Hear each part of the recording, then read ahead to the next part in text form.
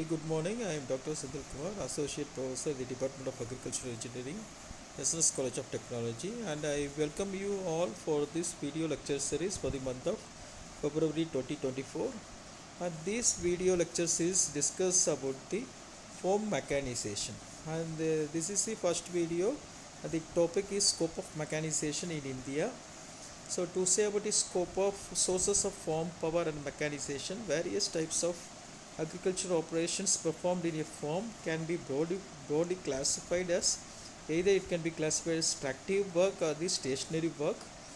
So tractive work such as seedbed preparation, cultivation, harvesting, transportation, etc. The stationary work like silage cutting, feed grinding, threshing, winnowing, lifting of irrigation water, this and all comes under the category of stationary work. And the various power that is utilized in case of various farm operations can be broadly classified as human power, animal power, mechanical power, electrical power, as well as wind power.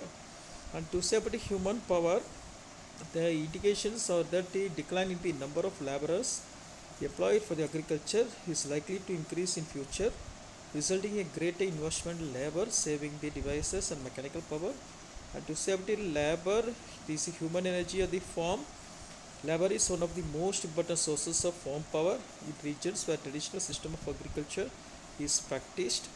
On small farms, high proportion of laborers is supplied by the farmers and their family itself. Only in case of certain operations, when it requires more number of laborers, they will go for the hired employers from outside. While the efficiency and productivity are also very low in case of this. And to say about the animal power is the most important source of power of the farm all over the world, particularly in developing countries like our country, that is India. It is estimated that nearly 80% of the total draft power used in agriculture throughout the world is still provided by the animals. Various animals generally used in case of this agriculture practices are the bullocks, buffalo, camels, horses, donkey, mules and the elephant. But the average force the bullock can exert is nearly equal to 1/10 of its body weight, but for a very short period can even extend more times than its average force. Generally, a medium-sized bullock can develop between 0.5 to 0.75 HP of power. And to say about the mechanical power, mainly we are using tractor in the farm. So the power which is generated by the tractor and other engines we are considering as the mechanical power. So here in common we are using the diesel engines for lifting of water and other purposes. And to save the electrical power, electricity has become the very most important sources of power on the farm in various countries. It is steadily becoming more and more available with the increase of various river valley projects and thermal stations. The largest use of electric power in rural area is for irrigation and domestic water supply. Besides this, the use of electrical power in dairy industry, cold storage, fruit processing and cattle feed grinding has tremendously increasing nowadays. And to say about the wind power, the availability of wind power for farm work is quite limited. So where the wind velocity is more than 32 km per hour. So we can't say in all the areas the wind velocity will be in this range. That means about 32 km per hour. Windmills can be used for lifting water. The most important reason for its low use is its uncertainty. That means we can't say the velocity of the air will be always more than 32 km per hour for the entire day. Thus the average capacity of the windmill will be about 0.5 HP. It is one of the cheapest sources of the farm power that is available out of the various sources available. And to say about the mechanization, definition for mechanization. So application of usage of various machineries at the various stages of farm operations is termed as mechanization. So agricultural mechanization, it involves a design, manufacture, distribution, use and servicing of all type of agricultural tools, equipments and machines. It includes three main power sources like human, animal as well as the mechanical, with special emphasis on mechanical, that is a tractive power. To say about farm mechanization is technically equivalent to agricultural mechanization but refers to only those activities normally occurring inside the boundaries of the farm unit or at the farm unit level. So tractorization, motorization, that means the usage of tractors, application of any size tractors to activities associated with agriculture.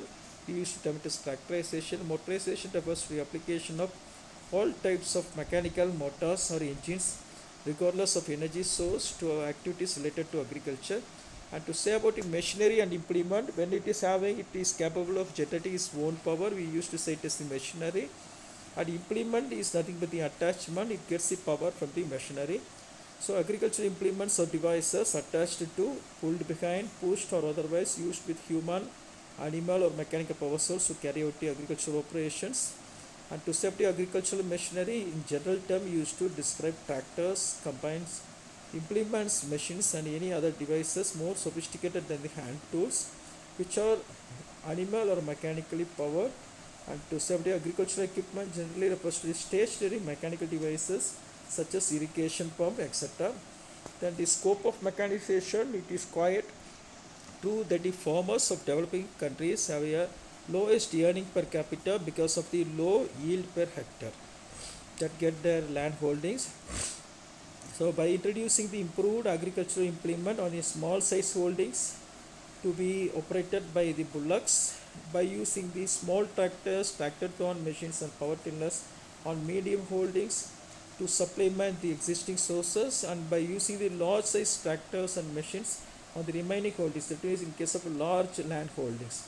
As a matter of fact, the progress of the country should be mainly judged on the basis of the degree of farm mechanization. That means up to the degree up to which the machineries are used, it surely shows the development of a country. The production per worker and the horsepower under his command per unit area will be taken into account. Larger amount of labor or draft power which can be replaced by machines provides a strong incentives to mechanize. From the energy application point of view, the Indian agriculture is in the transition from stage 1, that is human power, and stage 2 animal power, to stage 3 and 4, that is a power tiller or 4-wheel tractor.